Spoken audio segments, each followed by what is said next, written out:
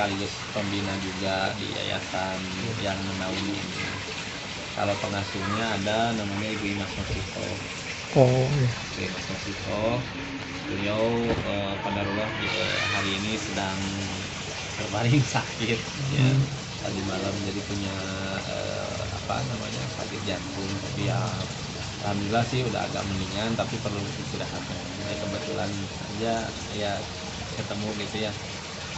Kalau panti asuhan ini udah dirintis sama Ibu Imas sudah lama, dari 2012. Tapi alhamdulillah kita punya gedung di sini itu ini mulai dibangun Juli 2018, baru selesai Januari 2020 kemarin. Setahun. Tapi memang dari 2019 pun anak-anak sudah tinggal di sini. Jadi kita memang bertahap sih, pembangunannya bertahap. Alhamdulillah. Ya beginilah. Jadi kalau yang tinggal di sini memang anak-anaknya nggak banyak, cuma kurang lebih ada 20-an, plus anak Ibu Imas, 3 orang anak yang tinggal di sini, Ibu Imas dengan suaminya. Terus kalau pagi-pagi ada karyawan dari sekitaran sini. Terus kalau malam ada yang jaga juga dari warga gitu, yang jaga bantu-bantu. Saya juga suka bantu-bantu ke sini juga. Ya. Kalau di dalam begitu. Tapi kalau total untuk yang dibina sih sekitar 130-an lebih. Ya, cuman kan kalau panti asuhan itu tidak seperti pesantren atau boarding school gitu ya, atau asrama gitu ya, yang semuanya harus tinggal kan. Tapi kita lebih menekankan ke ke pemenuhan kebutuhan si anak-anak. Walaupun ada juga yang memang tinggal di sini, terus kalau yang tinggal di sini kita khusus jadi dijamin semuanya lah sama pondok, biaya sekolahnya, biaya hidupnya, ini juga. Jenjangnya ada yang dari kecil 3 tahun, 4 tahun sampai yang terbesar ya kelas 3 SMA sudah, karena kan 2012 ya, kalau 2012 dulu anak-anaknya masih SD gitu, sekarang udah SMA. Jadi mereka ya terus di sini. Ya, alhamdulillah ini 20 tumbak kita bisa 2,5 tahun lah bisa hidup seperti ini. Adam tepatnya ya Pak? Apa? Tepatnya Adam. Adam, alhamdulillah. Ya memang kita dulu ini jadi bagian dari strategi untuk menunjukkan pada orang bahwa ya di sini itu ada panti asuhan. Karena memang awalnya saya juga sama Kang Handoko ya dulu, bukan bagian dari ini, saya juga orang lewat. Saya rumah di Haus Ngambang, kerja di Selat Cau, tiap hari lewat gitu, cuman lihat spanduk aja. Yayasan. Ya. Awalnya di sebelah sana, tapi ya Allah takdirkan Mas ngobrol-ngobrol sama saya, minta bantuan. Terus ternyata yang banyak yang suka datang, suka bantu beliau dari berbagai macam basic latar belakang kerjaan yang berbeda gitu, sehingga saya lihat ini bisa jadi sumber untuk bikin yayasan yang besar. Ada dokter, ada pedagang, ada tentara, ini macam-macam.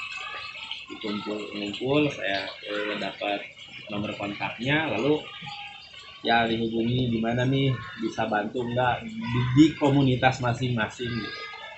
Jadi kan saya punya prinsipnya, kata Nabi kan, khairunas anfa'uhum linnas, sebaik-baik manusia itu yang bisa bermanfaat untuk orang lain. Saya minta manfaat. Kalaupun misalkan tidak punya uang, minimal menunjukkan bahwa nih di sini ada, kalau mau nyumbang ke sini deh gitu. Jadi kan manfaatnya bisa kemana-mana. Ya alhamdulillah, setahun pertama saya kenal 2017, tahun pertama sampai awal 2018 kita bisa ngumpulin 160 juta. terus beli tanah di sini, dari situ pasang spanduk di depan. Di sini mau dibikin apa namanya, panti asuhan. Banyak orang yang datang, ada yang bawa semen, ada yang bawa batu, ya macam-macam, ada yang bawa uang.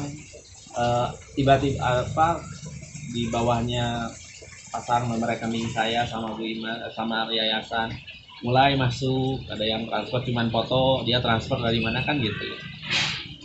Merambah juga ke kitabisa.com gitu. Jadi alhamdulillah bisa seperti ini. Sebetulnya bukan karena satu orang dua orang, karena banyak orang. Bahkan saya yang kampanye di kitabisa.com itu kan satu donasi itu masuk email satu. Ada yang cuma 1.000, 2.000 gitu. Apalagi pas dibantu dengan pihak dari kitabisanya, mau dibantuin apa, kita bantu promosikan gratis, oke, mangga dipromosikan. Alhamdulillah dapat 500 jutaan dari kitabisa setahun itu. Rosa datang ke sini. Wah, Rosa. Terus teh Vanessa Angel sih ikut ngebantu kita gitu ya. Kalau Rosa sampai datang ke sini, sampai masuk lihat-lihat ya. Rosa datang. Di ini talkshow juga alhamdulillah dapat sekitar 150 juta. Jadi memang kita bergeraknya dari kenapa kita bisa masuk, kita bergeraknya dari orang. Ada yang suka datang ke sini, orang sini juga, dia kenal wartawan, ngobrol sama wartawan, bisa nggak kita di blow up gitu. Ternyata bisa. Itu kadangnya cuman menunjukkan ternyata gitu. Jadi kekuatan teman ya. Jadi saya juga tidak menyangka, oh ternyata relasi kekuatan teman, termasuk ya Kang datang ke sini karena ada yang menunjukkan. Itu sebetulnya kan MLM pahala lah. Kalau MLM pahala tuh emang halal gitu. Jadi kalau saya sangat mengikutan, apa namanya, merekomendasikan multi level pahala. Ini ada di sini, sob, nunjukin. Ini banyak dari orang yang nyumbang ke sini. Aduh Pak Cepi, mohon maaf saya nggak bisa nyumbang lagi. Oh tidak apa-apa. Mudah-mudahan bisa menyebarkan informasi kalau ada yang membutuhkan di sini. Sebar informasi, ada yang datang kasih keramik. Yang ngasih keramik di sini itu adalah, kalau pernah ke rest area itu ada apa sih, serba susu, restoran serba susu, atau kalau tiap rest area ada lihat serba susu. Nah, ownernya itu ngasih keramik semua dari atas bawah. Jadi bukan gara-gara itu. Yang air di sini, setiap air yang dipakai sumur di situ, sumur pertama banget bikin sumur di sini ada dokter Dustira. Ada dokter kenal saya, ngobrol. Ini mau nggak nih pahala nih sampai habis akhir zaman, kalau sampai selama ini dipakai. Langsung saya yang beli sumur itu, Masya Allah ada gitu. Jadi selalu seperti itu. Jadi ya besarnya di sini tuh kan karena satu pihak, karena banyak pihak. Dan mungkin kedepannya juga ya alhamdulillah sih akang di sini ya karyawan. Kata EDC memang karyawan ya? Nggak reguler sama reguler sama karyawan ada. Ya. Ya. Ya yang jelas sih yang saya rasakan, saya juga dulu karyawan terus bantu di sini. Masya Allah lah yang saya rasakan, terbuka lebar ternyata. Ya Allah bukakan lah pintu-pintu rezeki teknik kamu, uang. Benar. Bukan berarti saya orang baik maksudnya. Saya juga terjerumus lah. Tiba-tiba bantu, tiba-tiba aduh jadi terjerumus lah istilahnya. Tapi terjerumus ke hal positif ya. Alhamdulillah yang saya rasakan berkah, gampang. Amin ya Allah. Jadi keluarga juga sehat gitu ya. Panjang umur. Ya cita-citanya sedikit demi sedikit kecapai sampai beliau juga karena ngurus anak yatim di Mas ada yang memberangkatkan umroh. Alhamdulillah. Beliau juga nggak nyangka gitu sampai Pak ini kerja nggak tahu ada yang bayarin ada yang bayarin gitu.